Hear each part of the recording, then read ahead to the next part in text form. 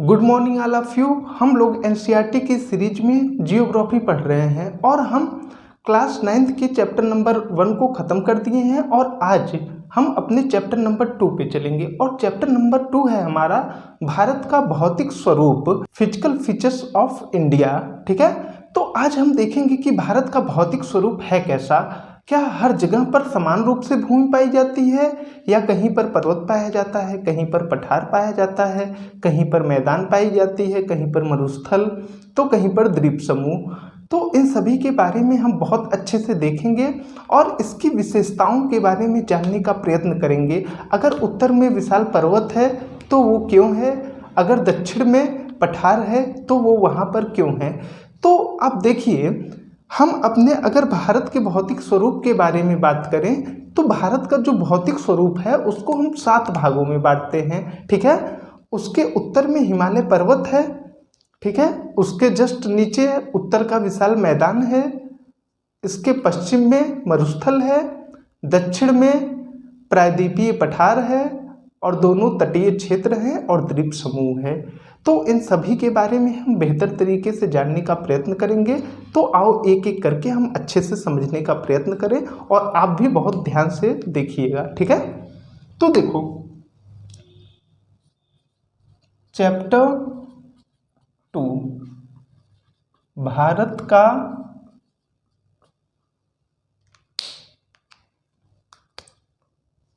भौतिक स्वरूप। ठीक है, तो आज हम भारत के भौतिक स्वरूप के बारे में देखते हैं। तो हमने क्या कहा कि देखो, सबसे पहले जो भारत हमारा देश है वह 7 भागों में बांटा जाता है। इसकी भौतिक जो स्थलाकृतियां हैं वो 7 भागों में बांटी जाती हैं। ठीक है, और ये 7 भाग कौन कौन से हैं। पहला हमारा है उत्तर का विशाल पर्वत।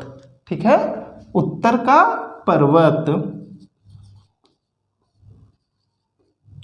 ठीक, पहली स्थलाकृतियां हमारी हैं उत्तर का पर्वत, दूसरी स्थलाकृतियां हमारी हैं उत्तर का मैदान, तीसरा प्रायद्वीपीय पठार, चौथा मरुस्थलीय क्षेत्र, पांचवा ये देखो दोनों तटीय प्रदेश हैं, पूरब साइड भी पश्चिम साइड भी तटीय प्रदेश, और छठवां द्वीप समूह। तो इन्हीं के बारे में हम एक एक करके आओ देखते हैं। तो सबसे पहले हम उत्तर के पर्वत के बारे में देखते हैं। उत्तर का पर्वत, ठीक है, दिख रहा है ना आप लोग को। तो उत्तर के पर्वत के बारे में हम देखने से पहले अगर हम उत्तर के पर्वत को देखें तो इसका विस्तार कश्मीर से लेकर, देख रहे हो आप, कश्मीर से लेकर के अरुणाचल प्रदेश तक है। कश्मीर में सिंधु नदी, यहाँ पर सिंधु नदी बहती है, ठीक है, और यहाँ से ब्रह्मपुत्र नदी आती है। ठीक है ना, ब्रह्मपुत्र नदी। तो इसका विस्तार कहाँ तक है, कश्मीर से लेकर अरुणाचल प्रदेश तक, और ये पश्चिम में सिंधु नदी से लेकर पूर्व में ब्रह्मपुत्र नदी तक उत्तर का विशाल पर्वत फैला हुआ है। ठीक है, और देखिए ये एक अर्धवृत्त की तरह है, आप देख रहे हो ना, एक ये वृत्त बना रहा है, एक ये वृत्त बना रहा है। ठीक है, अर्धवृत्त मतलब जब वृत्त पूरा हो जाता है, जब कोई गोला पूरा हो जाता है तो उसको हम वृत्त कहते हैं, लेकिन जब कोई गोला आधा ही होता है तो उसको हम अर्धवृत्त कहते हैं। ठीक है, तो यह एक अर्धवृत्त की तरह जो है आकृति बनाता है। उत्तर का जो विशाल पर्वत है हमारा वह अर्धवृत्त की तरह आकृति बनाता है। और देखो इसकी जो ऊंचाई है, इसकी ऊंचाई लगभग 6000 मीटर से ऊपर है। ठीक है, 6000 मीटर से ऊपर है औसत ऊंचाई। ठीक है, इसकी औसत ऊंचाई लगभग 6000 मीटर से ऊपर है और यह पश्चिम में जो है अधिक चौड़ा है और पूर्व में कम चौड़ा है। इसकी पूर्व में ऊंचाई अधिक है लेकिन पश्चिम में ऊंचाई कम है। पश्चिम में ऊंचाई कम होने की वजह से पश्चिम में इसकी चौड़ाई अधिक है और पूर्व में इसकी चौड़ाई कम है। ठीक है, इतनी बात आई समझ में। पूर्व में ऊंचाई अधिक है, चौड़ाई कम है, पश्चिम में ऊंचाई कम है लेकिन चौड़ाई अधिक है। ऐसा प्लेट टेक्टोनिक थ्योरी के कारण होता है। आगे हम प्लेट टेक्टोनिक थ्योरी के बारे में जब पढ़ेंगे तो इसको और बेहतर तरीके से समझेंगे। आप यहाँ पर इतना समझ लो कि ऐसा क्यों होता है। ऐसा प्लेट टेक्टोनिक थ्योरी के कारण होता है क्योंकि जो भारतीय प्लेट है वो यूरेशियन प्लेट से यहाँ पर कुछ ज़्यादा ही तीव्रता से टकराती हैं। ठीक है, तो देखो अब क्या है कि इसकी चौड़ाई पूर्व में अधिक कम है और पश्चिम में अधिक है, और इसकी टोटल अगर लंबाई की बात की जाए ना तो इसकी लंबाई टोटल 2400 किलोमीटर की है। ठीक है, कितने की? 2400 किलोमीटर की, 2400 किमी। ठीक है, देखो यहाँ से अगर यहाँ तक पूरे पर्वत की बात की जाए तो ये 2400 किलोमीटर है और इसकी ऊंचाई लगभग कितनी है? 6000 मीटर। ठीक है, इतनी बात आई आप लोग को समझ में? ठीक है, अब देखो इसकी चौड़ाई जो कश्मीर में है ना वो लगभग 400 किलोमीटर है और अरुणाचल प्रदेश में जो है वो लगभग 150 किलोमीटर है। ठीक है, यहाँ तक तो किसी को कोई समस्या नहीं है। हमने क्या क्या पढ़ा आप बहुत ध्यान से समझिएगा। ठीक है, बहुत आसान कॉन्सेप्ट के साथ आप लोग को समझाएंगे और मैं गारंटी देता हूँ कि अगर आप लोग अच्छे से समझ लोगे तो फिर आपको कहीं और जाने की जरूरत नहीं पड़ेगी। ठीक है, तो देखो उत्तर का जो विशाल पर्वत है, सबसे पहले मैंने क्या बताया, उत्तर का जो विशाल पर्वत है वह पश्चिम से लेकर पूर्व तक फैला हुआ है। ठीक है, एक अर्धवृत्त की तरफ फैला हुआ है। ठीक, दूसरा पॉइंट हमारा अर्धवृत्त की तरफ फैला हुआ है। इसकी औसत ऊंचाई 6000 मीटर। ठीक है, इसकी लंबाई 2400 किलोमीटर, यहाँ से यहाँ तक की टोटल लंबाई 2400 किलोमीटर। कश्मीर में इसकी चौड़ाई अधिक है। ठीक है, 4000 किलोमीटर की, और यहाँ पर इसकी चौड़ाई कम है। मैंने पहले ही बताया कि यहाँ पर ऊंचाई अधिक है लेकिन चौड़ाई कम है, प्लेट टेक्टोनिक थ्योरी के कारण। आप इतना जान लो। ठीक है, अब देखो आप उत्तर का जो ये पर्वतमाला है ना इसको हम 3 भागों में बांटते हैं। ठीक है, जैसे ये हमारा पूरा पर्वतमाला हो गया। ठीक है, इसको हम टोटल 3 भागों में बांटते हैं। ठीक, पहला बृहद हिमालय, दूसरा मध्य हिमालय, तीसरा हमारा है शिवालिक। ठीक है, उत्तर के विशाल पर्वत को हम 3 भागों में बांटते हैं। कौन कौन सा? बृहद हिमालय,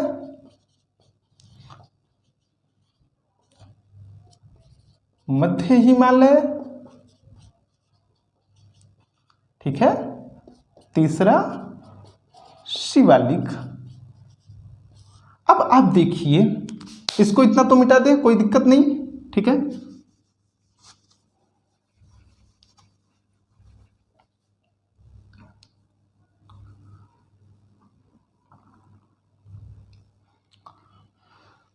अब देखिए 3 भागों में हमने बांटा। अब देखो सबसे जो उत्तरीय भाग है हिमालय का, ठीक है, हिमालय का जो सबसे उत्तरीय भाग है उसको हम क्या कहते हैं? उसको हम बृहद हिमालय कहते हैं। ठीक है, हिमालय के सबसे उत्तरीय भाग को हम बृहद हिमालय कहते हैं। इतनी बात आई आप लोग को समझ में? उसके जो नीचे का भाग है उसको हम क्या कहते हैं? मध्य हिमालय। और सबसे जो निचला भाग है, सबसे जो नीचे का क्षेत्र है उसको हम शिवालिक कहते हैं। ठीक है, तो ये बृहद हिमालय हो गया। हिमालय के ही ये 3 पार्ट हैं। ये बृहद हिमालय हो गया, ये मध्य हिमालय हो गया और ये शिवालिक हो गया। अब आइए एक एक करके हम जानते हैं कि बृहद हिमालय की क्या विशेषता है, मध्य हिमालय की क्या विशेषता है और शिवालिक की क्या विशेषता है। ठीक है, अब आप देखिए बृहद हिमालय में ना, ये बृहद हिमालय जो है यहाँ पर विश्व की सबसे ऊंची ऊंची चोटियाँ पाई जाती हैं। ठीक है, पूरे विश्व में जितनी भी बड़ी बड़ी चोटियाँ हैं, ऊंची ऊंची चोटियाँ हैं, ये बृहद हिमालय में ही पाई जाती हैं। ठीक है, जैसे कि mount Everest, Kanchenjunga. Mount Everest की लंबाई कितनी है? ऊंचाई 8849 मीटर। ठीक है, माउंट एवरेस्ट, कंचनजंगा, नंदा देवी, ठीक है, मकालू, ये सारी चीज़ें ना, ये बड़े बड़े ऊंचे पर्वत बृहद हिमालय में ही हैं। इसकी औसत ऊंचाई जो है ना वो 600 मीटर है। ठीक है, आप लोग इसको एग्जैक्ट याद रखिएगा, आपके एग्जाम में डायरेक्ट यहीं से पूछेगा और इसके बाहर से एक भी क्वेश्चन नहीं जाएगा। आप एग्जैक्ट अगर आप लोग याद रख लोगे तो। ठीक है, तो इसकी जो औसत ऊंचाई है ना वो 600 मीटर है और यहाँ पर जो है सबसे ऊंचे ऊंचे पर्वत पाए जाते हैं। ठीक है, यहाँ पर हिमखंड पाए जाते हैं। हिमखंड क्या होता है? हिमखंड को ही हम ग्लेशियर बोलते हैं। ठीक है, जो बर्फ का पहाड़ होता है, पूरा जो बर्फ जमी होती है, जहाँ से नदियाँ निकलती हैं, जब बर्फ पिघलता है तो वो पानी बनता है और उसी की पानी से नदी निकलती है, नदी बन जाती है। ठीक है, तो यहाँ पर बड़े बड़े हिमखंड पाए जाते हैं। और आपको एक इंटरेस्टिंग चीज़ और बताऊं, हमारा जो सियाचिन ग्लेशियर है, सियाचिन जो युद्ध का मैदान है, वो सियाचिन ग्लेशियर से ही बना है। और वहाँ पर जो सियाचिन है वो बृहद हिमालय में ही पाया जाता है। ठीक है, वो हमारी भारतीय जो सेना है ना, सियाचिन ग्लेशियर में, सियाचिन के क्षेत्र में जमकर पाकिस्तानी सेनाओं की मुकाबला करती है। ठीक है, वहाँ का तापमान बहुत ही कम है, 0 डिग्री सेल्सियस की तो आप बात ही छोड़ दो, 2-4 डिग्री सेल्सियस की तो आप बात छोड़ दो, -40 तक वहाँ का टेम्परेचर चला जाता है। ठीक है, फिर भी हमारी जो बहादुर सेना है वो जमकर वहाँ पर मुकाबला करती है। अगर वहाँ पर अगर वो अपने इक्विपमेंट निकाल दे, जो वो पहनते हैं, जूते, ग्लव्स, अगर ग्लव्स निकाल दें तो हाथ तुरंत जम जाए। ठीक है, इंसान मर जाए, फिर भी हमारी सेना बहादुर है। तो वो बृहद हिमालय में ही रहती है। ठीक है ना, इतनी बात आई आप लोग को समझ में। अब दूसरी आकृति है हमारी मध्य हिमालय। देखो, मध्य हिमालय की चौड़ाई कितनी, लंबाई कितनी है, ऊंचाई 3700 किमी से लेकर के 4500 किलोमीटर तक, किलोमीटर नहीं मीटर, सॉरी, मीटर तक।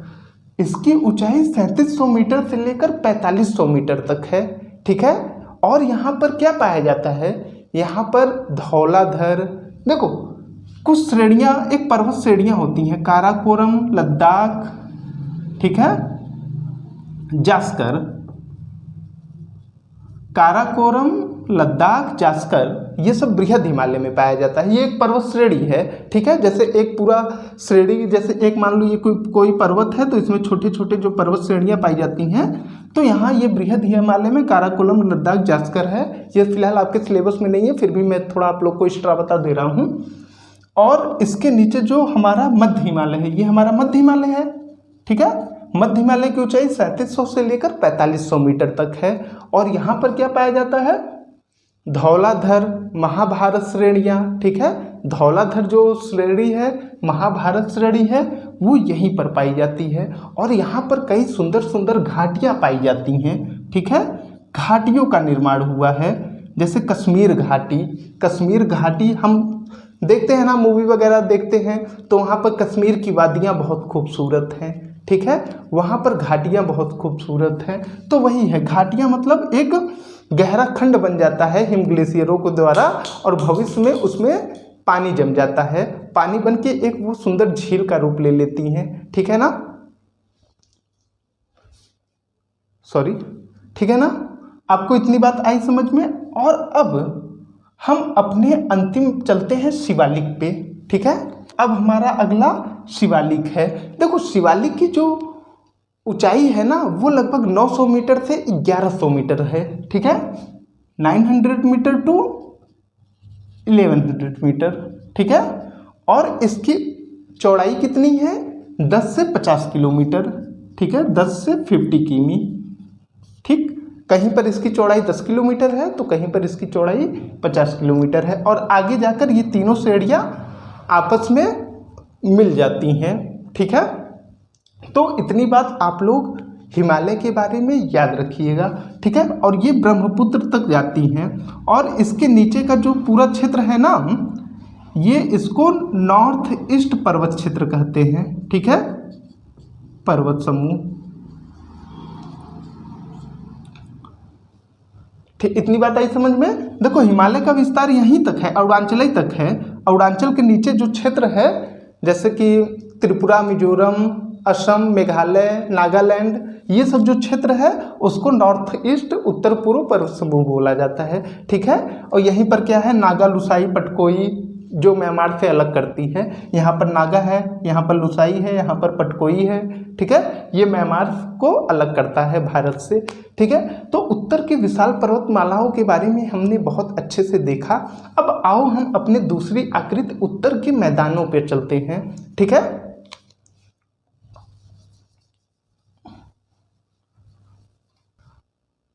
अब हमारी अगली आकृति है उत्तर का विशाल मैदान। तो देखो आप, उत्तर का जो विशाल मैदान हम आज समतल जो देख रहे हैं ना, ये हमेशा से समतल नहीं था, बल्कि यहाँ पर एक गर्त था, गड्ढानुमा भाग था।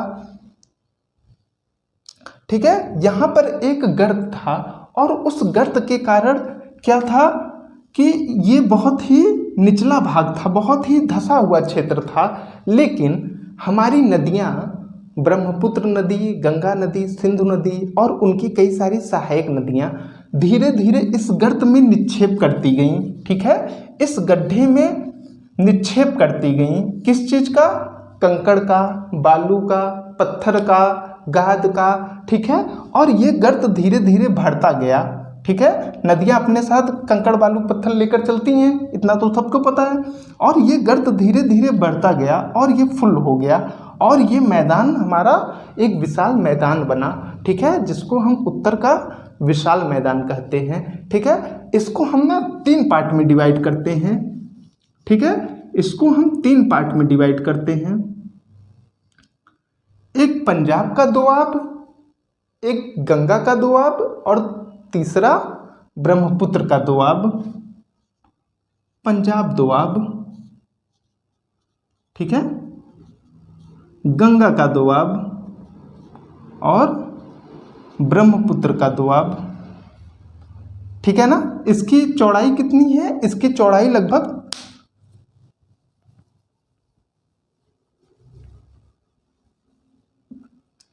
इसकी लंबाई कितनी है? 2400 किलोमीटर।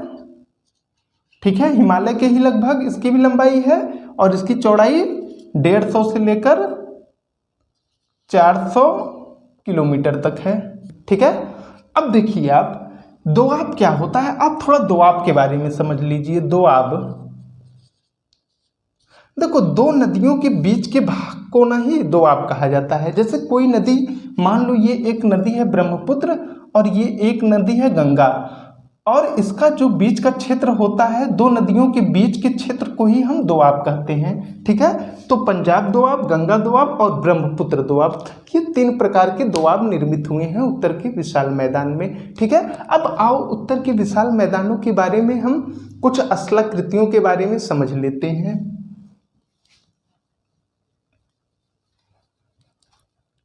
देखिए आप, उत्तर का जो विशाल मैदान है ना, सबसे पहले आप बहुत ध्यान से समझने का प्रयत्न करिएगा। देखो, सबसे पहली आकृति भाभर है। ठीक है, भाभर, इसको मिटा देते हैं इतना।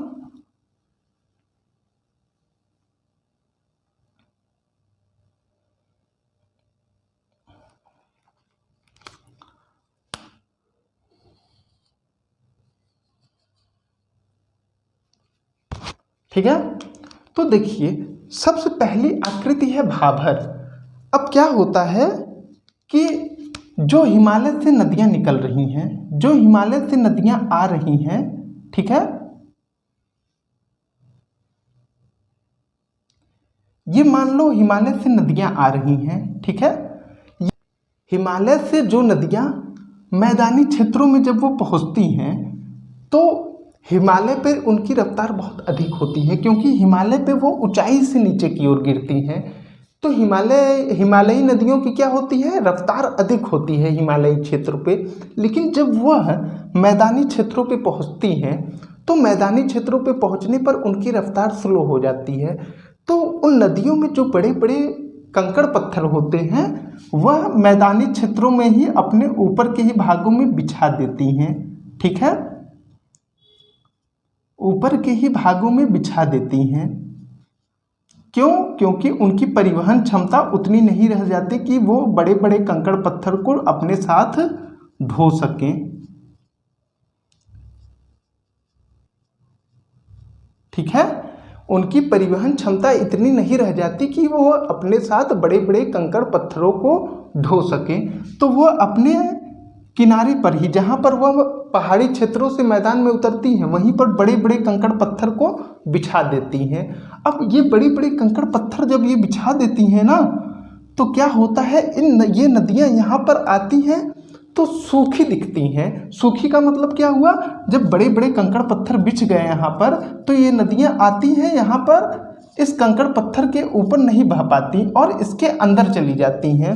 ठीक है, इसके अंदर चली जाती हैं। तो ये हमारा जो क्षेत्र होता है उसको हम भाभर प्रदेश कहते हैं, भाभर क्षेत्र कहते हैं। ठीक है, इतनी बात आई आप लोग को समझ में।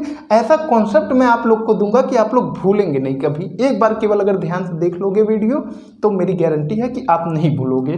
ठीक है, नदियाँ जब पहाड़ी क्षेत्रों से निकलती हैं तो अपने किनारों पर ही बड़े बड़े कंकड़ पत्थर गिरा देती हैं और वो बड़े बड़े कंकड़ पत्थर इतने विशाल हो गए हैं कि नदियाँ अब यहाँ पर आकर के सूखी दिखती हैं। क्यों? क्योंकि वो यहाँ पर कंकड़ पत्थरों के नीचे बहती हैं। तो भाभर प्रदेश में क्या होता है, नदियाँ दिखती ही नहीं हैं। ठीक है, और यह क्या है, कंकड़ पत्थर का क्षेत्र है तो उपजाऊ होगा नहीं।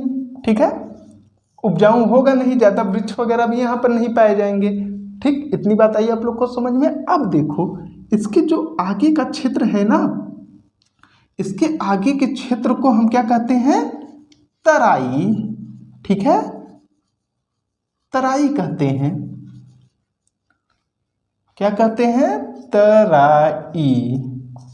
तराई का मतलब क्या हुआ, तराई का मतलब दलदली क्षेत्र होता है। ठीक है, अब जो ये नदियां हैं यहाँ पर जो अंदर चली गई थी जमीन के, अब इस तराई के क्षेत्र में पुनः बाहर आती हैं, बृहद दलदलों का निर्माण करती हैं। ठीक है, और इस दलदल के कारण क्या होता है कि यहाँ पर मच्छरों का प्रकोप बहुत ज़्यादा होता है। ठीक है, मच्छरों के प्रकोप के कारण अब तो क्या हुआ है कि इस तराई को भी लोग साफ कर कर कृषि भूमि बनाने लगे हैं। ठीक है, कृषि भूमि में परिवर्तित करते जा रहे हैं इन क्षेत्रों को भी।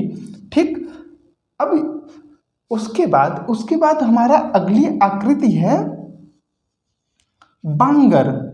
ठीक है, बांगर, देखो इसको बांगर भी बोलते हैं, भांगर भी बोलते हैं। आप जिससे कनेक्ट कर पाओ आपके लिए वो बेहतर होगा। आप चाहे बांगर याद कर लो चाहे भांगर याद कर लो। ठीक है, तो तीसरी आकृति हमारी बांगर होती है और चौथी आकृति हमारी खादर होती है। खादर, देखो बांगर और खादर में बहुत ही थोड़ा अंतर है, आप लोग थोड़ा याद रखिएगा।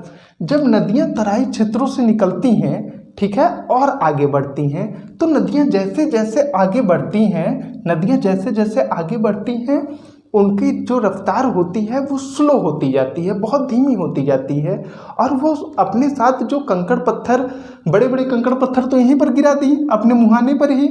ठीक है, आगे अपने साथ अभी भी वो छोटे छोटे गाद, मिट्टी के कण, कंकड़ पत्थर, छोटे छोटे कंकड़ पत्थर अभी भी अपने साथ वो लेकर चलती हैं और आगे आकर ये बिछाना शुरू कर देती हैं, क्योंकि इनके अंदर उतनी क्षमता नहीं रह जाती कि वो कंकड़ पत्थर का परिवहन कर सके। ठीक है, कंकड़ पत्थरों का परिवहन कर सके। अब ये क्या करती हैं कि जो कंकड़ पत्थरों से ये विशाल मैदानों का निर्माण करती हैं उसको बांगर और खादर मैदान बोला जाता है। ठीक है, बांगर मैदान क्या है कि ऐसा क्षेत्र जहाँ पर नदियों का जल प्रतिवर्ष नहीं पहुँचता। देखो एक समय ऐसा आता है भारत में, वर्षा का समय।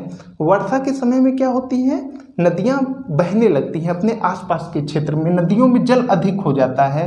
ठीक है, तो वो अपने आसपास के क्षेत्र में बहने लगती हैं। ठीक है, तो जिन क्षेत्रों पे नदी का जल प्रतिवर्ष पहुंचता है उसको खादर बोला जाता है, और जिन क्षेत्रों पे नदियों का जल अब नहीं पहुंचता उसको बांगर बोला जाता है। जबकि दोनों प्रकार के मैदानों का निर्माण नदियां ही करती हैं।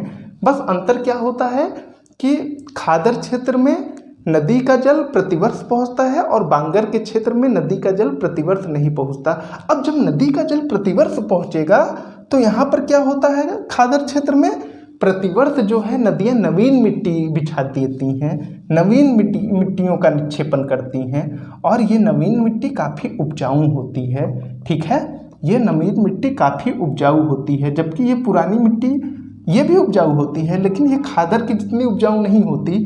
ठीक है, तो बांगर थोड़ा कम उपजाऊ होती है लेकिन खादर बहुत अधिक उपजाऊ होती है। यहाँ पर प्रतिवर्ष जो है नदियों का जल पहुँचता है, बांगर में प्रतिवर्ष नदियों का जल नहीं पहुँचता। तो ये जो क्षेत्र है ना वो बहुत ही कृषि प्रधान देश है। ठीक है, कृषि प्रधान क्षेत्र बन चुका है। यहाँ पर बहुत अधिक मात्रा में कृषि होती है, बहुत सघन घनी आबादी है, क्योंकि यहाँ पर जल, कृषि, कारखाने सब कुछ उपलब्ध हैं। ठीक है, तो आप इन आकृतियों के बारे में समझे, भाबर, तराई, बांगर और खादर। ठीक है, इतनी आपको कोई समस्या नहीं है। अब आओ हम अपने अगले आकृति मरुस्थलीय क्षेत्र में पहुंचते हैं। देखो भारत में एक मरुस्थल है, थार का मरुस्थल। ठीक है, तो देखो जो अपना राजस्थान का क्षेत्र है, अगर हम पश्चिम में देखेंगे, ये राजस्थान है, ये गुजरात है। ठीक है, ये गुजरात है। तो अगर हम राजस्थान के क्षेत्र में देखेंगे ना, तो वहाँ पर थार का मरुस्थल पाया जाता है। ठीक है, और ये थार का मरुस्थल क्यों पाया जाता है? क्योंकि यहाँ पर वर्षा बहुत कम होती है, 150 मिलीमीटर से भी कम होती है। ठीक है, 150 मिलीमीटर से जिन क्षेत्रों में कम वर्षा होती है उसको हम मरुस्थलीय क्षेत्र कहते हैं। ठीक है, तो जब इतनी कम वर्षा होती है तो यहाँ पर सारे रेत ही रेत दिखते हैं। ठीक है, कोई बहुत बड़े बड़े पेड़ पौधे नहीं दिखते, बल्कि झाड़ियाँ मिलती हैं। क्या मिलती हैं? झाड़ियाँ मिलती हैं। ठीक है, और पानी का तो कहीं दूर दूर तक निशान नहीं मिलता, कहीं कहीं छोटे छोटे सोखते मिल जाते हैं, लेकिन पानी तो हमको दूर दूर तक नहीं मिलता। और जानवरों में यहाँ छिपकली वगैरह का विकास होता है। ठीक है, छिपकली वगैरह का विकास होता है। तो भारतीय मरुस्थलों के बारे में हमने देखा। अब हम आज अपना टॉपिक यहीं पर ख़त्म करेंगे और अपने पार्ट 2 में, अगले वीडियो में हम प्रायद्वीपीय पठार के बारे में बहुत अच्छे से देखेंगे, तटवर्तीय क्षेत्र के बारे में अच्छे से देखेंगे और द्वीप समूहों के बारे में बहुत अच्छे से देखेंगे। ऐसा देखेंगे कि आप लोग अगर दोबारा कहीं भी बुक पढ़ो या कोई वीडियो देखो तो आपको बहुत अच्छे से समझ में आए। ठीक है, तो आज हम यहाँ पर ख़त्म करते हैं और हम आपसे कल मिलते हैं। जाने से पहले डियर आप लोग थोड़ा चैनल को भी सब्सक्राइब कर दो अगर पसंद आया हो तो। ठीक है, कल मिलते हैं। धन्यवाद।